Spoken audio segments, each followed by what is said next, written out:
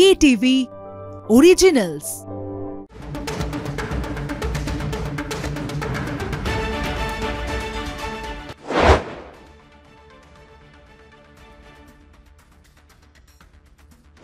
শুরু করছি আজকে stadium bulletin co presented by Jack olive oil. আপনাদের সঙ্গে রয়েছি আমি ভাস্বতী, আর আমার সঙ্গে রয়েছেন কলকাতা টিভির assistant sports editor Joyjyoti Ghosh. Joyjyoti, স্বাগত জানাবো তোমাকে আজকের আলোচনায়। আর স্পোর্টস বুলেটিন অর্থাৎ স্টেডিয়াম বুলেটিনের শুরুতেই যে বিষয় নিয়ে আমরা গত কয়েকদিন ধরে কথা বলছি, অর্থাৎ যে বিষয় রেশ এখনো পর্যন্ত কাটেনি, রবিবারের রাত হয়তো সত্যি ইতিহাসের রাত। কারণ ভারতীয় মহিলা ক্রিকেটে যে ইতিহাস তৈরি করেছে দেশের মহিলা বীরাঙ্গনারা, সেই ইতিহাস হয়তো আগামী দিনে নতুন পথ দেখাবে। আমরা গতকালও আলোচনা করেছিলাম স্টেডিয়াম বুলেটিনে, গত কয়েকদিন ধরেই একই বিষয় নিয়ে আলোচনা করছি। কারণ মুম্বাইয়ের ডিওয়াই পাটিল স্টেডিয়ামে যে আবেগঘন মুহূর্ত তৈরি হয়েছিল, প্রত্যেকটা মুহূর্তের রেশ যেন 48 ঘন্টা কেটে গিয়েছে, এখনো পর্যন্ত কাটছে না। এবং সমুদ্র হিমাচল এই উৎসবের রাতের রেশ এখনো পর্যন্ত রয়েছে বলেই কিন্তু আমরা জানি। কারণ সোশ্যাল মিডিয়া তো বটেই, এবং প্রত্যেকটা ক্রিকেটার থেকে প্রাক্তন ক্রিকেটাররা প্রত্যেকেই এই ভারতীয় মেয়েদের জয়ের যে জয়গাথা, সেই জয়গাথা নিয়ে বলছেন। আমি শুরুতে জয়জ্যোতি তোমার কাছে আসবো। প্রত্যেক দিন তো আমরা একটা বিষয় নিয়ে কথা বলছি, অবশ্যই এই উৎসবের রাত, এই অকাল দিওয়ালির রাত, এই রাত হয়তো এখনো পর্যন্ত শেষ হয়নি, উৎসবের রেশ রয়েছে। কারণ মহিলা ক্রিকেটে এক নতুন অধ্যায় শুরু হয়ে গিয়েছে 1978-এর সেই জার্নি থেকে আজকের এই নতুন সময়। কিভাবে ব্যাখ্যা করবে তুমি? দুর্দান্ত, মানে ব্যাখ্যা তো চলছেই 2-3 দিন ধরে আমাদের, এবং ভারতীয় মহিলা ক্রিকেটারদের এটা বিপ্লব, আর নতুন করে কিছু বলার নেই। তবে জানিয়ে রাখি আপনাদের, আজকে স্টেডিয়াম বুলেটিন পুরোটা দেখবেন, কারণ একটা চমক রয়েছে। আর ভারতীয় মহিলা ক্রিকেট নিয়ে রেশ 48 ঘন্টা কেন, এরপরে মানে সারা জীবন থেকে যাবে। যে জিনিসটা করে দিয়েছেন, মানে যে অ্যাচিভমেন্টটা করে দিয়েছেন রিচা ঘোষ, জামাইমা রড্রিগেজ, হারমানপ্রীত কৌররা, এরপর থেকে পিছু ফিরে তাকানোর আর জায়গা নেই। এবং ওই যে বললাম না, একটা দিন দরকার, ঠিক 1983 25 জুন যেরকম ভারতীয় ক্রিকেটে বিপ্লব এনেছিল, আমি নিশ্চিত এবং আমরা প্রত্যেকেই নিশ্চিত যে ওই 2025 2রা নভেম্বর আরও একটা বিপ্লব নিয়ে এসছে, এবং এটা আরও ভয়ঙ্কর রকমের বিপ্লব। বা অলরেডি বিভিন্ন জায়গায়, বিভিন্ন ক্রিকেট কোচিং সেন্টারে, বাংলার বিভিন্ন ক্রিকেট কোচিং সেন্টারে, একই সঙ্গে দেশের বিভিন্ন প্রান্তে কিন্তু মহিলা ক্রিকেট কোচিংয়ে মানে উৎসাহ বাড়ছে। মানে যারা ভাবতেন না এতদিন যে তাদের মেয়েরা ক্রিকেট খেলবে, তারাও কিন্তু নতুনভাবে ভাবতে শুরু করছেন। এটাই হচ্ছে সাফল্য। এবং সবথেকে বড় সফল হচ্ছে এই যে মানসিকতা, মধ্যবিত্ত মানসিকতাকে পেরিয়ে আসা। মানে একটি মেয়ে শুধুমাত্র নাচ গান আবৃত্তি করবে না, মানে সে চাইলে ক্রিকেটও খেলতে পারে এবং ক্রিকেট খেলে বিশ্বজয় করতে পারে। এই ধারণাটা ইনফিউজ হয়ে গিয়েছে এখন মানুষের মধ্যে, আর তাই এরকম উন্মাদনা। আর এটাই কিন্তু বিপ্লব, বা এই বিপ্লবটা ঘটিয়েছেন হারমানপ্রীত কৌর এবং একই সঙ্গে পুরো ভারতীয় দল। আমি তোমাকে জিজ্ঞেস করব এই প্রশ্নটা, আমি গতকাল ইন্দ্রাণীকেও জিজ্ঞেস করেছিলাম যে এই জয় তোমার কাছে কি, মানে তুমি কি মনে করছো ভারতের এই জয় মধ্যবিত্ত মানসিকতা কি বদলাবে এবং মহিলাদের একটা নতুন জায়গাটা অবশ্যই দেবে? তো সেক্ষেত্রে তোমার কি মতামত এই জয় প্রসঙ্গ? একদমই জয়জ্যোতি, এবং তুমি যেমনটা শুরুতেই বলছিলে যে আজকে যেরকম চমক আছে, এই জয়ের রেশ ধরেই হয়তো চমকের কথা দর্শকদের বলতে একেবারেই ভুলে গেছিলাম। কারণ আমাদের মতন সাধারণ মেয়েদের কাছে বোধহয় এই জয়টা একটা নতুন করে স্বপ্ন দেখাচ্ছে। শুধুমাত্র ক্রিকেট তো রয়েছে, যেমনটা তুমি অলরেডি বললে যে ক্রিকেটে হয়তো আগামী দিনে ভবিষ্যতে বাবা মায়েরা, অভিভাবকরা তাদের মেয়েদেরকে এগিয়ে দেবে, নতুন ভবিষ্যৎ তৈরির কথা তারা চিন্তা ভাবনা করবে। পাশাপাশি প্রত্যেকটা সাধারণ মেয়ের গল্প লুকিয়ে রয়েছে এই জয়ের মধ্যে দিয়ে। কারণ একদিকে একজন হোম মেকারের কাছেও যেরকম একটা আলাদা রকম অনুপ্রেরণা রয়েছে এই জয়, পাশাপাশি যে মেয়েটা হয়তো রাতের বেলা খাবার ডেলিভারি করছে বা ক্যাব চালাচ্ছে, মেয়েরা তো এখন সব দিকে এগিয়ে, তাদের কাছেও হয়তো আলাদা রকম অনুপ্রেরণা। এবং এই যে ভারতীয় একাদশের প্রত্যেকে, কাকে ছেড়ে কার কথা বলবো, হরমনপ্রীত কৌর, শেফালি ভার্মা, দীপ্তি শর্মা, প্রত্যেকেই যেন এক একজন বীরাঙ্গনা, এবং তারা যেন রবিবারের রাতে নতুন করে একটা দেবীপক্ষের সূচনা করে দিয়ে গেলেন। এবং ব্যাটে বলে ফলে প্রত্যেকটা মেয়ের কাছে, প্রত্যেকটা মধ্যবিত্ত মেয়ের কাছে যেন সাধারণ মেয়ের কাছে তারা লড়াইয়ের রূপকথা হয়ে রইলেন। ওই যে রবীন্দ্রনাথ ঠাকুরের সাধারণ মেয়ে আছেন, আমি অত্যন্ত সাধারণ মেয়ে, যেখানে মালতী চরিত্রকে কিন্তু কবি একেবারে শেষের দিকে বিদেশে পাঠিয়েছিলেন, তাকে শিক্ষিত করে তুলেছিলেন। হয়তো আজকের এই জয় সাধারণ মেয়েদের আগামী দিনের রূপকথার গল্প হয়ে থাকবে। এবং ভারতীয় ক্রিকেটের ক্ষেত্রেও তাই 1978 থেকে যে জার্নিটা শুরু হয়েছিল, একসময় বোর্ডের চেয়ারম্যান ছিলেন শ্রীনিবাসন, তিনিও যেমনটা বলেছিলেন যে আমি যদি বোর্ডের চেয়ারম্যানের যে জায়গায় থাকতাম, আমি যদি আইসিসির জায়গা থাকতাম, আমি হয়তো সেই জায়গা থেকে মেয়েদের সরিয়ে দিতাম। এরকম অনেক হুঁশিয়ারি শুনতে হয়েছে জয়জ্যোতি। এবং এই যে একাদশে যারা যারা ছিলেন, হরমনপ্রীত কৌর থেকে শেফালি ভার্মা, প্রত্যেকেরই কিন্তু এই আজকের জয়ের পেছনে একটা অন্ধকার অতীত হয়তো লুকিয়ে রয়েছে। আমি পড়ছিলাম জয়জ্যোতি, তুমিও হয়তো জানবে যে শেফালি ভার্মা, তাকে চুল ছেটে ফেলতে হয়েছিল খেলা করবার জন্য, এবং প্রত্যেকের একটা আলাদা লড়াই আছে। হরমনপ্রীত, তিনি পাঞ্জাবের একটা গলি থেকে নিজের লড়াইটা শুরু করেছিলেন, যখন তাকে বলা হয়েছিল মেয়েরা কেন রান্না বান্না করবে না। এই যে একটা অনাবিল সৃষ্টি, আমার মনে হয় আগামী দিনে আরো ইন্সপিরেশন যোগাবে আগামী দিনের মহিলাদের। দারুণ দারুণ বললে, এবং এটা থেকে এটা পরিষ্কার যে প্রত্যেকটা মহিলা ক্রিকেটারদের সঙ্গে কিন্তু একটা করে গল্প লুকিয়ে রয়েছে, এবং এটাই হয়তো বোঝাতে চাইলেন এক্ষেত্রে ভাস্বতী। আর এটাই বলার যে প্রত্যেকটা ক্রিকেটারের পিছনে একটা করে গল্প, এবং সেই গল্পটা প্রকাশ করার সময় এসে গিয়েছে, কারণ ভারত বিশ্ব চ্যাম্পিয়ন। অনেক খবর রয়েছে, কোথাও যাবে না, একটা বিরতি নেওয়ার সময়। একটা বিরতির পর থাকছে আরো চমক। ফিরছি বিরতির পর। ফিরে এলাম বিরতির পর। আমরা যেমনটা শুরুতেই বলছিলাম যে উৎসবের রেশ হয়তো কাটছে না, উৎসবের রেশের থেকেও সব থেকে বড় কথা একজন মহিলা হিসেবে হয়তো ইন্সপিরেশন। তাই প্রত্যেকটা কথা বলতে বলতে হয়তো আবেগঘন হয়ে পড়ছি আমিও, এবং টেলিভিশনের ওপারে যারা আছেন অবশ্যই তারাও আবেগঘনই হয়ে যাচ্ছেন। একটা বিষয় আমরা দেখলাম যে দেশের মেয়েদের কথা তো বলেছি, কারণ দেশের বিভিন্ন প্রান্ত থেকে কিন্তু এই সেরা একাদশে মেয়েরা উঠে এসেছেন, এবং যারা উজ্জ্বল ভূমিকা পালন করেছেন সেই রবিবারের ইতিহাস সৃষ্টির রাতে। আর এবার রিচা ঘোষের কথা বলতে হয়। উত্তরবঙ্গের কন্যা, শিলিগুড়ির মেয়ে রিচা ঘোষ, এবং এই রিচা ঘোষ যিনি স্বপ্ন দেখতেন, যিনি মহেন্দ্র সিং ধোনির ভীষণভাবে ভক্ত, এবং মহেন্দ্র সিং ধোনির মতোই কিন্তু হওয়ার স্বপ্ন দেখতেন, যদিও তিনি বলেছিলেন জয়জ্যোতি যে শেষ রক্তবিন্দু দিয়ে আমি লড়ব এই ট্রফি জয়ের জন্য। আর এই রিচা ঘোষের কোচের সঙ্গে আমরা কথা বলেছিলাম, কলকাতা টিভিতে এক্সক্লুসিভ সাক্ষাৎকার দিয়েছেন তিনি। কি বলেছেন জয়ের পর শুনুন।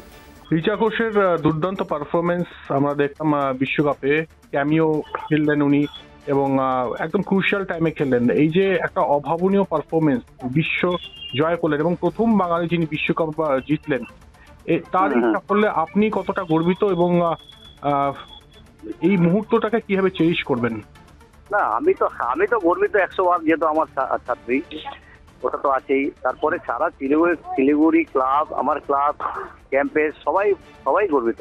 আরেকটা বিষয়, রিচা ঘোষটা আমরা দেখলাম কিরকম ভাবে তিনি ক্রিকেট খেলছেন। আমরা একটু অজানা রিচাকে জানতে চাই, মানে ছোটবেলার রিচা কেমন ছিল, কিভাবে তার ক্রিকেটে আসা, আপনি কোচিং করিয়েছেন? ক্রিকেটে ওর বাবা ক্রিকেট খেলতো, আমরা একসাথেই খেলতাম, আমাদের সিনিয়র, তবুও আমরা একসাথেই খেলতাম।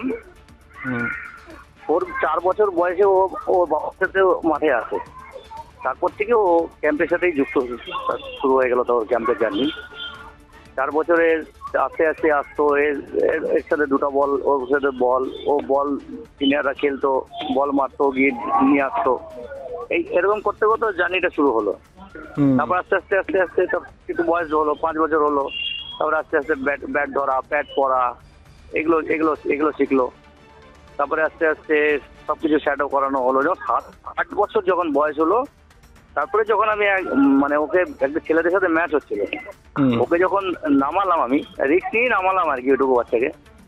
ও যখন 10টা বল খেললো, রান করেনি কিন্তু 10টা বল খেললো, তখনই বুঝলাম যে ওর মধ্যে একটা কিছু আছে। তারপরে কিপার ছিল না ম্যাচের মধ্যে, তখন ওকে দিয়ে কিপিং করানো হলো। তারপরে কিপিংটা যখনই ধরলো, তারপর থেকে তো ওকে কিপিং আর ব্যাটিং উপরেই পুরো ফোকাস করলাম। তারপরে তো ডিস্ট্রিক্ট খেললো, ডিস্ট্রিক্টে পারফরমেন্স করলো, পরে তারপরে আপনার বেঙ্গল নেট থেকে জোন খেললো, জোন খেলেই তো ইন্ডিয়া সিলেকশন হয়ে গেল T20 ওয়ার্ল্ড কাপে। মানে প্রথম কখন বুঝলেন যে আন্তর্জাতিক পর্যায়ে এই রিচা ঘোষ পারফর্মার, মানে তিনি মাতিয়ে দিতে পারেন আন্তর্জাতিক পর্যায়ে? সেটা হচ্ছে যে আমি যখন ডিস্ট্রিক্টের খেলাটা দেখলাম, মানে নট আউট 87 করলো কোচবিহারের এগেন্স্টে, তখন কুচবিহারের বোলিং অ্যাটাকটা খুব সুন্দর ছিল। তখন বুঝলাম যে ও পারবে। তারপর তো ওকে বেঙ্গল নেটে গিয়ে ওকে বেঙ্গল খেললো। ওকে তো তখন তো বেঙ্গল আমাদের মেয়েদের তো আর ওই আপনার ওই আন্ডার-14 আন্ডার-15 এসব খেলা হয় না, তো সিনিয়র, ডাইরেক্ট সিনিয়র। তো সিনিয়রদের সাথে যখন খেললো ওই টাইমে ওকে ঝুলন কিন্তু ওকে খেলিয়ে গেছে। বাচ্চা হলেও খেলা মানে ওকে টিমে ছিল রাখছে রেখে ওকে। হ্যাঁ, ও তো হয়তো 10 বল খেলার সুযোগ পেয়েছে। এরকম করে করে কিন্তু 2-একটা ম্যাচ এরকম করতে করতে একটা ম্যাচে ফট করে 48 করে দিয়েছে। হায়দ্রাবাদের এগেন্স্টে 48 করলো যখন, তখনই কিন্তু নজরে পড়ে গেল সবার। তারপর থেকে যে ওই পিক আপটা নিল, তারপরে কিন্তু ওই পিক আপেই চলছে এখনো পর্যন্ত। বিশ্বকাপ খেলতে যাওয়ার আগে আপনার সঙ্গে কথা হয়েছে বা শেষ কবে কথা হয়েছে রিচা? ছিল, হ্যাঁ, ওয়ার্ল্ড কাপের 6-7 মাস, 5-6 মাস আগে। তখন যখন এইখানে শিলিগুড়িতে ছিল, বাড়িতে ছিল আর কি, ওখানে এসে প্র্যাকটিস করে গেছে। এই লাস্ট কথা। তারপর তো চলেই গেল, ক্যাম্পে চলে গেল। ওদের তারপর ট্যুর শুরু হয়ে গেল না, ও বাংলাদেশ ট্যুর হলো, তারপরে আপনি চলে গেল হলো ইংল্যান্ডে চলে গেল, ইংল্যান্ড ট্যুর করে আসলো, তারপরে তো ওয়ার্ল্ড কাপ তারপরে শুরু হলো। আপনি কোনো স্পেশাল টিপস দিয়েছিলেন ওয়ার্ল্ড কাপে? আমি ওকে বলছিলাম যে সব বল চালাতে না। ও যেরকম মারতে থাকলে সব বল চালায়। আমি ওকে বলছিলাম যে সব বল যেন চালাস। এখন আমরা দেখলাম পুরো চেঞ্জ করে ফেলেছে, এটা মারা বল সেটাই মারছে। হ্যাঁ, এটাই একটা ওর অ্যাডভান্টেজ দেখলাম। ভালো, এখন তো ম্যাচগুলো দেখলাম ওয়ার্ল্ড কাপের, যেটা 94 করলো সাউথ আফ্রিকার এগেন্স্টে। 6টা উইকেট ডাউন হওয়ার পরে যে ওরকম ব্যাট করবে, ওর মতন আদিটার একটা প্লেয়ার অতক্ষণ উইকেটে থেকে রানটা 250+ করলো।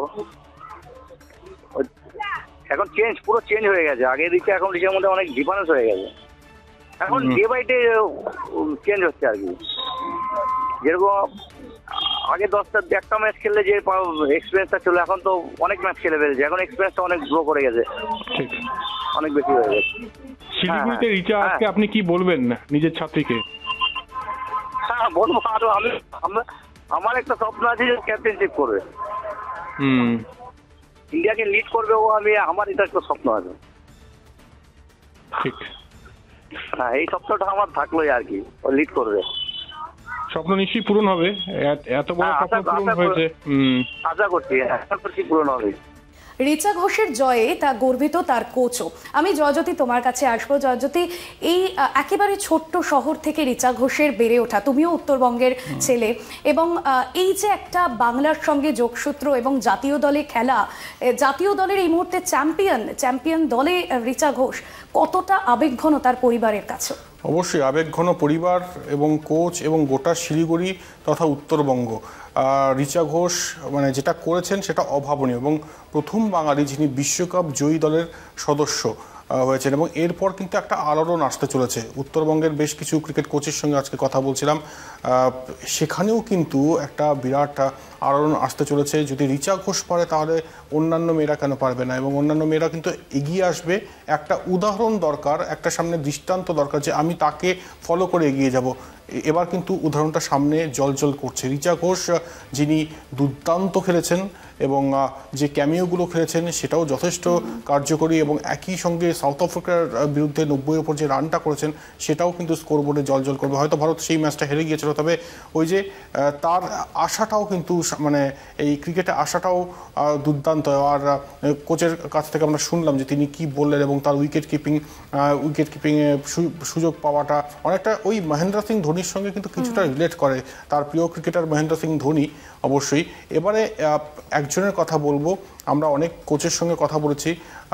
জলপাইগুড়ির কোচ পার্থপ্রতিম মণ্ডল, তিনি কি বলছেন, মহিলা ক্রিকেট নিয়ে কি আগ্রহ বাড়ছে জলপাইগুড়ি তথা উত্তরবঙ্গে, কি বলছেন শোনাবো। বর্তমানে এই যে মানে ইন্ডিয়া যে আইসিসি ওমেন ওয়ার্ল্ড কাপটা চ্যাম্পিয়ন হলো, তার এফেক্ট আগামীতে মেয়েদের জগতে, ক্রিকেট জগতে সুদূর প্রসারী হচ্ছে। এবং অলরেডি আমাদের কোচিং সেন্টার বা সব কোচিং সেন্টারগুলোতে অলরেডি মানে মেয়েরা প্রচুর যোগাযোগ শুরু করে দিয়েছে। নতুন করে একটা আশা হলো দেখা দিয়েছে যে মহিলারা এতদিন হয়তো খেলতো অনেক মেয়ে, কিন্তু সেইভাবে ছেলেদের মতো অত মানে সবাই মানে আছড়ে পড়তে সেরকম ছিল না, কিন্তু সেই পজিশনটা আবার ফিরে আসে মেয়েদের ক্ষেত্রে, ঠিক যেমনটা ছেলেদের ক্ষেত্রে বেঙ্গলে হয়েছিল। সৌরভ গাঙ্গুলি যখন 96-এ লর্ডসে সেঞ্চুরি করলো, তারপরে একটা মানে সৌরভ গাঙ্গুলিকে সামনে রেখে বিরাট একটা উন্মাদনা তৈরি হয়েছিল সারা বেঙ্গল ক্রিকেটে। সেইটাই বা ইন্ডিয়ান ক্রিকেট হোক, সেইটাই আবার মেয়েদের ক্ষেত্রে ওয়ার্ল্ড চ্যাম্পিয়ন হওয়ার পর আবার মেয়েরা বিভিন্ন কোচিং ক্যাম্পে আছড়ে পড়বে, এটা আমি বুঝতে পারছি বা আমরা বুঝতে পারছি। এবং অলরেডি মানে বাচ্চা বাচ্চা মেয়েরা তাদের বাবা মারা মেয়েদেরকে নিয়ে অলরেডি কোচিং ক্যাম্পে আসা শুরু করে দিয়েছে। এবং এই চ্যাম্পিয়নশিপ ভারত যে চ্যাম্পিয়ন হলো, তাতে আগামী দিন ইন্ডিয়ান উমেন্স ক্রিকেট মানে কোথায় যে চলে যাবে, মানে অনেক দূরে চলে যাবে, সেটা আমরা এখন থেকে উপলব্ধি করতে পারছি। আমাদের এই আলোচনা চলছে, ফিরছি আরো অন্যান্য আপডেট নিয়ে একটা বিরতির পর, সঙ্গে থাকুন। ফিরলাম বিরতির পর। মহিলা ক্রিকেটের উজ্জ্বল অধ্যায় নিয়ে তো আমরা আলোচনা করছি, তবে এবার যে বিষয়ে আপনাদের আপডেট দেব, আইসিসি প্রথম একাদশে বেশ কয়েকজন ক্রিকেটারদের নাম সামনে এনেছে এবং তার মধ্যে টিম ইন্ডিয়া থেকে 3 জনের নাম সামনে এসেছে। জয়জ্যোতি, কারা এগিয়ে রয়েছে?